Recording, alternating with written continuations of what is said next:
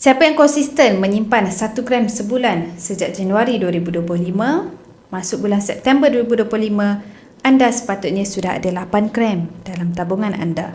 Nilai simpanan 8 gram ini sudah mencecah sekitar RM4,000.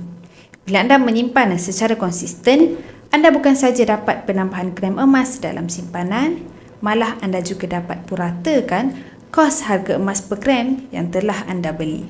Katakan anda buat belian emas 1 gram secara konsisten pada bulan Januari dan belian emas pada harga RM409 sehingga bulan Ogos pada harga RM491. Jadi secara total kos belian emas selama 8 bulan adalah sekitar RM3,735.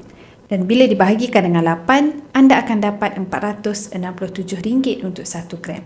Bermakna kos purata per gram belian emas anda adalah pada harga RM466 lebih rendah daripada harga semasa iaitu RM534. Dan dengan ekonomi market public gold, anda boleh menabung emas secara konsisten mengikut bajet anda serendah RM100.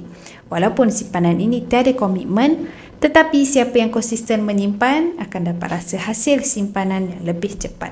Dan semestinya simpanan emas bersama Public Gold adalah mudah, murah dan patuh syariah. Jadi untuk bermula, anda boleh rujuk pin video saya untuk langkah mudah daftar ekonomi emas dan nanti saya akan bantu anda cara terbaik menabung emas di Public Gold sesuai dengan bajet anda.